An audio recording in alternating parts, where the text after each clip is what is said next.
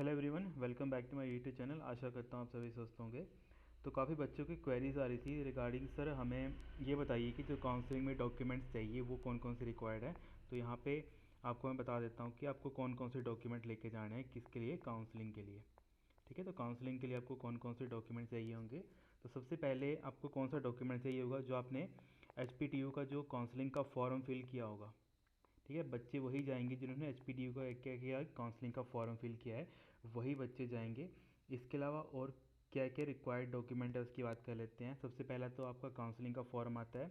दूसरे नंबर पे आपको क्या चाहिए, जैसे आप वहाँ पे जाएंगे तो आपसे वो मांगे कि आपका 10th का हो गया और 12th का हो गया। अब देखो कई बच्चों का जो 12th है उन्होंने पहले पास किया तो उनके पास तो ओरिजिनल डॉक्यूमेंट आ गया होगा, और जिन बच्चों ने अभी 2025 में ही 12th पास आउट किए अभी उनके पास क्या होगा, उनका एक तरीके से रिजल्ट कार्ड होगा। अब रिजल्ट कार्ड कहाँ से होगा, उनको अपना रिजल्ट का, जैसे कोई हिमाचल के बच्चे हैं तो जो उनकी ऑफिशियल साइट है HP बोस की, वहीं से जो रिज़ल्ट डाउनलोड किया होगा वही वहाँ पे जो है, जो मतलब पर्सनस हैं या फिर जो एक तरीके से ऑथराइज पर्सन है, उन्हीं को वहाँ पे वही डॉक्यूमेंट डिस्प्ले करवाने हैं। अब 12th का सर्टिफिकेट वो किसका मांग रहे हैं, HP बोस का मांग रहे हैं। जो HP बोस में ऑफिशियल जो आपका रिजल्ट निकलता है ना 12th का, वो आपको वहाँ पे प्रेजेंट करवाना है।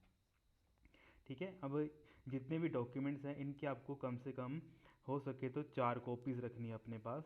ठीक है, 4 कॉपीज़ हर एक डॉक्यूमेंट की, जो भी मैं यहाँ पे डॉक्यूमेंट बात करूँगा उसकी कम से कम आपने 4 कॉपीज़ रखनी है। मतलब 4 सेट होने चाहिए आपके पास। मतलब HPTU काउंसलिंग फॉर्म के भी आपके पास मान लेते हैं 4 सेट आपने निकाल के रख लिए, 10th के भी आपने 4 निकाल लिए, 12th के भी आपने 4 सेट निकाल के रख लिए, और 12th का मैंने आपको बता दिया जिनका ऑलरेडी अवेलेबल है 12th का सर्टिफिकेट। ठीक है, वो तो ऑफिशियल अपना लेकर चले जाएंगे।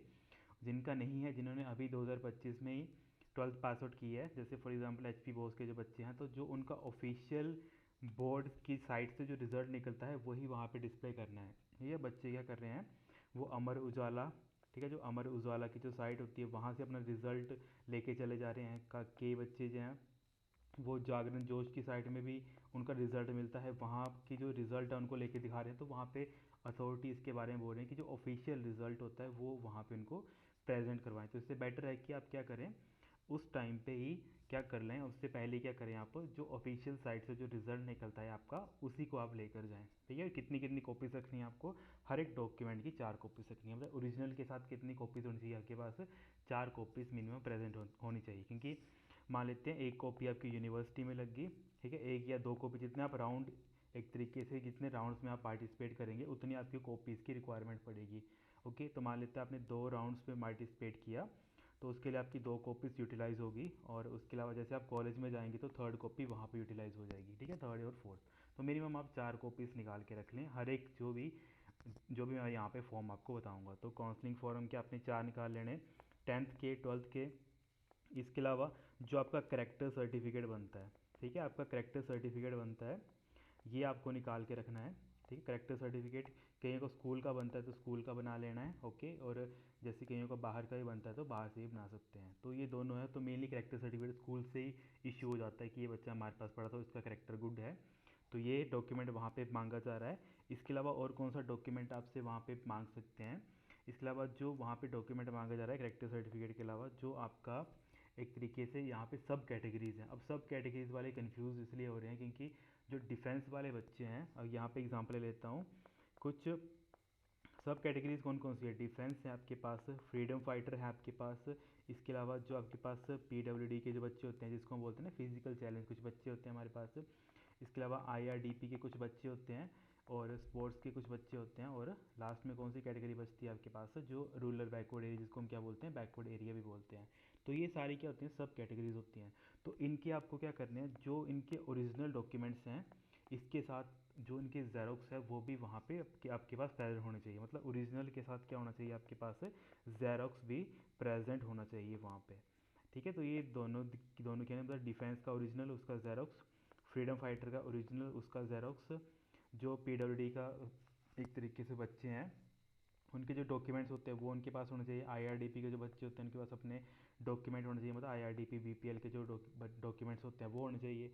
स्पोर्ट्स के जो बच्चे हैं, अब स्पोर्ट्स के बच्चों को ये स्पेशली मेंशन कर देता हूँ यहाँ पे कि जो स्पोर्ट्स के बच्चे हैं उनके जो डॉक्यूमेंट्स हों वो क्या है, ऑथोराइज हो, वो डॉक्यूमेंट क्या हो, ऑथोराइज हो। ऑथोराइज क्या होगा, जैसे फॉर एग्जाम्पल कोई बच्चा हिमाचल से है, ठीक है। तो हिमाचल के जो जो स्पोर्ट्स अथॉरिटी है वो कहाँ पे है आपकी, शिमला में है। तो उनका जो डॉक्यूमेंट है वो शिमला से, उसकी मतलब एक तरीके से शिमला में, शिमला की वहाँ पे क्या लगनी चाहिए, स्टैंप, और उस वहाँ पे सिग्नेचर होने चाहिए। ठीक है। तो ये कुछ बेसिक चीज़ हैं जो आपको ध्यान में रखनी है जब आप वहाँ पे जाएंगे। इसके अलावा जो आपका बैकवर्ड एरिया का जो सर्टिफिकेट बनते हैं, क्योंकि ये सारे सर्टिफिकेट कहाँ पे बनते हैं, बैकवर्ड एरिया हो गया, ये हो गया, ये आपके आजकल सारे सारे सर्टिफिकेट आपके ऑनलाइन बनते हैं। ठीक है। तो ये चीज़ें आपने ध्यान में रखनी है। तो ये चीज़ें वहाँ पे पूछ रहे हैं। इसके अलावा जो भी आपके पास जैसे EWS के कोई बच्चे हैं, ठीक है, तो EWS के बच्चे हैं, उनको क्या करना है, जो आपकी सर्टिफिकेट आपका EWS का वही बनाना है जहाँ पे आपकी इनकम क्या होगी, लेस देन 4 लाख होगी, मतलब 4 लाख से कम होनी चाहिए। ठीक है। 4 लाख से अगर आपकी इनकम लेस है तभी वो EWS की कैटेगरी के अंदर माना जाएगा। ओके। और जो उनका एक तरीके से EWS का सर्टिफिकेट होगा या फिर आपके जो भी सर्टिफिकेट हैं, वो उनका जो एक तरीके से वैलिडिटी होती है, ठीक है, वैलिडिटी कहाँ से कहाँ तक होनी चाहिए, मतलब 2025-26 की हो तो वो ज़्यादा बेटर है, क्योंकि कोई डॉक्यूमेंट होते हैं वो 1 साल तक चलते हैं। तो ये सारे आपको जितने भी डॉक्यूमेंट मैंने अभी आपको बताइए, जितने हो सके तो लेटेस्ट ही लेकर जाने हैं। अगर आप ओल्ड लेकर जाएंगे तो वहाँ पे आपको एक तरीके से आपको नोट लिख देंगे कि आपको ओरिजिनल डॉक्यूमेंट लेकर जाने हैं। और कई बार तो क्या कर रहे हैं, कईयों को अलाउ भी नहीं करेंगे वो आगे, क्योंकि अथॉरिटी पे डिपेंड करता है वो उसको आगे अलाउ करेंगे बच्चे को कि नहीं करेंगे। ठीक है। तो ये चीज़ जो बेसिक है, जो काफ़ी बच्चे कंफ्यूज हो रहे थे इसके रिगार्डिंग, तो यहाँ पे वो मैंने आपको बता दिया कि जो भी डॉक्यूमेंट्स हैं वो आपको ओरिजिनल लेकर जाने हैं, करेक्टर सर्टिफिकेट लेकर जाना है। ठीक है। इसके अलावा जो भी ओरिजिनल सर्टिफिकेट हैं सभी की आपको क्या करेंगे, 4-4 कॉपीज रखनी है। जैसे IRDP BPL के जो बच्चे होते हैं उनका भी डॉक्यूमेंट होता है, मान लेते हैं 1 साल के लिए बनता है, तो वो बनाना है आपको 2025-26 का। ठीक है, कि बच्चे लेके चले आ रहे हैं 2024-25 का। और जो डॉक्यूमेंट उनका बना होता है वो फाइनेंशियल ईयर के हिसाब से बना होता है। फाइनेंशियल ईयर कब से कब तक चलता है, फॉर एग्जांपल मान लेते हैं कि जो आपका अप्रैल से लेकर, मतलब अप्रैल 2024 से लेकर अप्रैल 2025 तक, मतलब जो आपका अभी आपके पास जो डॉक्यूमेंट होगा वो एक्सपायर हो गया होगा। ओके। तो इसी चीज़ को क्या कर रहे हैं, वहाँ पे भी कंसीडर किया जा रहा है। तो वहाँ पे भी आपसे फाइनेंशियल ईयर कौन सा डॉक्यूमेंट मांग रहे हैं, 2025-26 का। क्यों मांग रहे हैं, क्योंकि आपका ये डॉक्यूमेंट जो 25-26 है वो कहाँ से स्टार्ट हो गया होगा, आपके पास है अप्रैल 2025 से लेकर जो आपका अप्रैल 2026 तक वो वैलिड होगा, मतलब एक तरीके से वैलिड डॉक्यूमेंट मांग रहे हैं आपसे वो वहाँ पे। ठीक है। तो ये कुछ पॉइंट्स थे जो आपसे पूछ रहे थे बार बार वहाँ पे भी, और कई बच्चों से ये सारी क्वेरीज आ रही थी। तो बच्चों ने बोला कि सर कौन कौन से डॉक्यूमेंट लेके जाना है, क्या क्या चीज़ें लेकर जानी है, तो वो मैंने यहाँ पे आपको सभी बता दिया। इसके अलावा जितने एक पॉइंट आ रहा था कि सर जो हमारी फ़ीस होगी वो कितनी होगी, तो जो काउंसलिंग की जो फ़ीस होती है, ठीक है, वो हमेशा याद रखना 3000 ही लगी। चाहे आप एक बार काउंसलिंग में आओ, चाहे आप 2 बार आओ, चाहे आप मल्टीपल टाइम आओ। ठीक है। पर आपको क्या चीज़ रखनी है, जो उनकी स्लिप होती है, ठीक है, पेमेंट स्लिप होती है, वो अपने पास रखनी है, क्योंकि आपको प्रेजेंट तो वही करवानी है लास्ट में। और एक बच्चे का कमेंट आया था कि सर जो बच्चे हैं, जैसे हमने कोई सीट एलोकेट कर ली है, तो जैसे फॉर एग्जांपल किसी बच्चे को कोई गवर्नमेंट सीट मिल गई है, पर वो चाहता है कि वो कहीं किसी और जगह पे सीट लेना चाहता है, तो वो सेकंड राउंड में अटैम्प्ट कर सकता है। ठीक है, हाँ वो कर सकता है अटैम्प्ट। पर यहाँ पे कंडीशन क्या होगी, जैसे सेकंड राउंड में वो जाएगा, उसको कोई दूसरी सीट एलोकेट हो जाती है। कंडीशन क्या होगी कि अगर उसको कोई सीट एलोकेट नहीं हुई, दूसरी कंडीशन क्या होगी, उसको कोई सीट एलोकेट होगी। तो जब उस सीट एलोकेट नहीं हुई तब उसकी जो पहली वाली सीट है वो तो वैसे ही रहेगी, पर जब सेकंड में जाएगा, ठीक है, सेकंड काउंसलिंग जब वो अटेंड करेगा तो वहाँ पे वो उससे सरेंडर का फॉर्म फिल करवाएंगे।